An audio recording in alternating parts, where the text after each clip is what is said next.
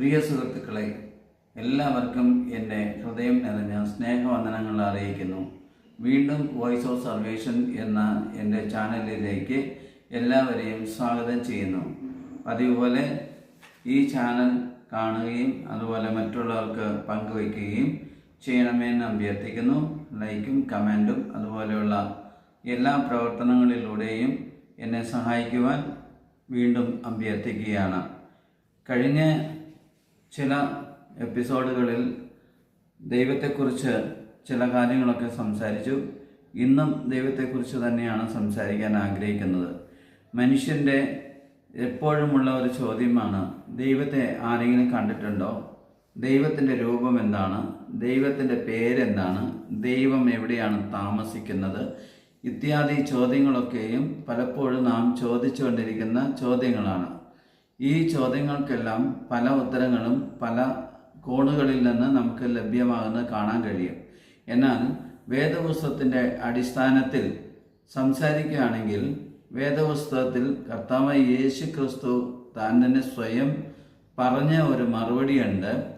അത് ഇപ്രകാരമാണ്. യോഹന്നാന്റെ സുവിശേഷം 1-ാം അധ്യായം 18-ാം വാക്യം, ദൈവത്തെ ആരും ഒരു നാളും കണ്ടിട്ടില്ല. ശ്രദ്ധിക്കുക, ദൈവത്തെ ആരും ഒരു നാളും കണ്ടിട്ടില്ല.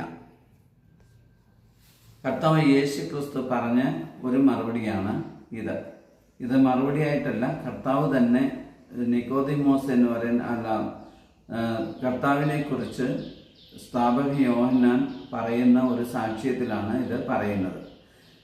അപ്പോൾ വാസ്തവത്തിൽ വേദപുസ്തകത്തിൻ്റെ പല ഭാഗത്തും ദൈവത്തെ കണ്ടതായിട്ട് നാം വായിക്കാറുണ്ട്. അബ്രഹാം ദൈവത്തെ കണ്ടെന്നു, അതുപോലെ ആഗാർ ദൈവത്തിൻ്റെ ശബ്ദം കേട്ടു, മനോഹ ദൈവത്തിൻ്റെ ശബ്ദം കേട്ടു, ദൈവത്തെ കണ്ടു, അതുപോലെ സിംസോൻ ദൈവത്തെ കണ്ടു, അതുപോലെ ഗിദിയോൻ ദൈവത്തെ കണ്ടു. ഇങ്ങനെ പല പ്രയോഗങ്ങളും നമുക്ക് കാണാനായിട്ട് കഴിയും. അതൊക്കെയും എന്താണ് എന്ന് ചോദിച്ചു കഴിഞ്ഞാൽ, അത് ദൈവത്തെ അല്ല കണ്ടത്, ദൈവം അയക്കുന്ന ദൂതനെയോ അല്ലെങ്കിൽ ദൈവത്തിൻ്റെ പ്രതിനിധിയായി വരുന്ന ഒരു വ്യക്തിയെയാണ് അവർ കണ്ടിട്ടുള്ളത് എന്നാണ് നമുക്ക് മനസ്സിലാക്കാനായിട്ട് സാധിക്കുന്നത്. പിന്നെ രണ്ടാമത്, ദൈവത്തിന് പേരുണ്ടോ? ദൈവത്തിന് പേരില്ല.